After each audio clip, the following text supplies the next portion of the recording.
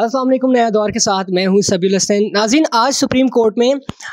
साबिक सदर और फ़ौजी आमिर परवेज़ मुशर्रफ के केस की समाअत थी। मेरे साथ मौजूद हैं मरियम नवाज़, बहुत क्लोज़ली सुप्रीम कोर्ट की जो केसेस होती हैं उनको फॉलो करती हैं। जियो न्यूज़ से ये वाबस्ता हैं। इनसे चल के पूछते हैं कि आज की समाअत में परवेज़ मुशर्रफ केस के हवाले से क्या हुआ। ये वही है जो लाहौर हाई कोर्ट का फ़ैसला चैलेंज किया गया था और जस्टिस मज़ाहिर अली अकबर नकवी ने जो संगीन गद्दारी वाला केस सुनने वाला जो अदालत थी उसको गैर कानूनी, गैर आइनी करार दिया था। तो आज की समाअत में क्या तफसीलात हैं? ये बेसिकली दो तरह की अपीलें हैं। एक तो अपीलें हैं जो कि जनरल परवेज़ मुशर्रफ की अपनी सज़ा के ख़िलाफ़ थी, जो कि ख़ुसूसी अदालत ने सुनाई थी, और उसके अलावा दूसरी अपीलें जो हैं वो लाहौर हाई कोर्ट के जो 3 रुकनी बेंच था, जो कि लाहौर हाई कोर्ट का लार्जर बेंच था, उसने स्पेशल कोर्ट जो है उसको कलअदम करार दिया था। उनके ख़िलाफ़ मुख्तलिफ बार्स की भी अपीलें हैं, वकला की भी अपीलें हैं, जिनको सुप्रीम कोर्ट ने एक साथ यकजा करके मुकर्रर किया था। तो गुज़िश्ता समाअत पर जो परवेज़ मुशर्रफ के वकील हैं सलमान सफ्तर, उनको ये हिदायत की गई थी कि वो अपने जो है वो जो परवेज़ मुशर्रफ, क्योंकि अब उनका इंतकाल हो गया, तो उनके अहले खाना से ये पूछ लें कि वो अपीलों की पैरवी चाहते हैं या नहीं। आज जब केस की समाअत का आगाज़ हुआ तो सलमान सफ्तर ने अदालत को बताया कि उनका परवेज़ मुशर्रफ की फैमिली से रब्ता नहीं हो सका है और इसलिए वो अदालत से मज़ीद वक्त चाहते हैं। उनको 1 हफ़्ते का वक्त दे दिया जाए ताकि वो जो है वो इन अपीलों की पैरवी से मुतालिक उनसे पूछ लें। अदालत ने उनसे बार बार ये पूछा कि क्योंकि परवेज़ मुशर्रफ ने आपको अपना वकील मुकर्रर किया था, तो अगर आप समझते हैं कि आपको ही उनका केस लड़ना चाहिए, क्योंकि ये एक फ़ौजदारी मुकदमा है, इसके अंदर कोई सिविल नोयत की चीज़ें नहीं है, तो अगर आप चाहते हैं कि इस केस को प्लीड करें मज़ीद तो आप कर लें, अदालत आपको इजाज़त देती है, लेकिन आपको फ़ोर्स नहीं करे। चीफ जस्टिस ने उनसे ये कहा, लेकिन उन्होंने बार बार ये रिक्वेस्ट की कि जब तक परवेज़ मुशर्रफ के अहले खाना, उनकी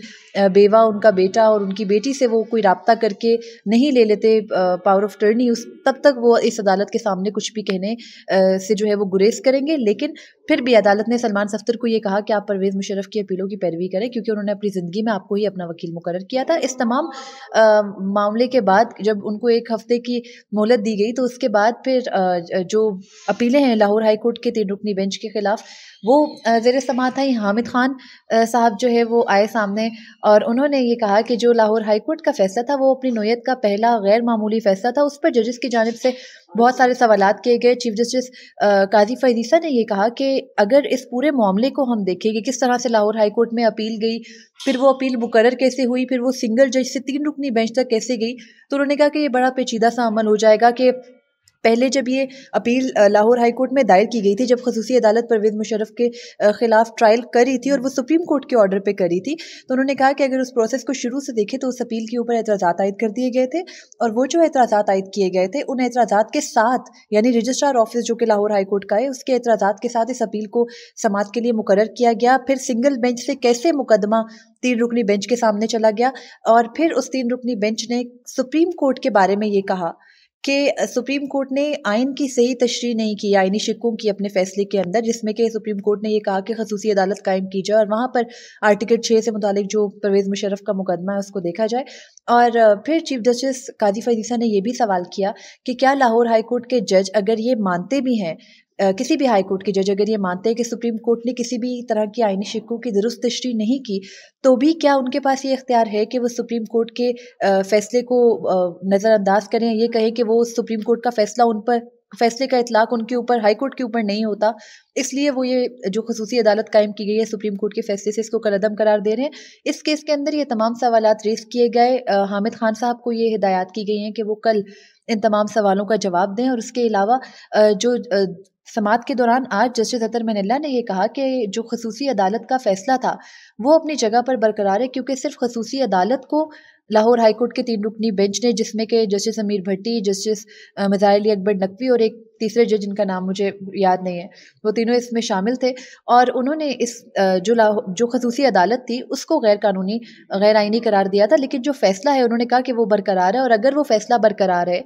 कि परवेज़ मुशर्रफ संगीन गद्दारी के मुर्तकिब हुए थे, उन पे आर्टिकल 6 लगाया गया था, तो फिर उनकी जो पेंशन और मराआत का मामला है वो आएगा, और इसके लिए ज़रूरी है कि उनकी फ़ैमिली से हिदायत ले ली जाए।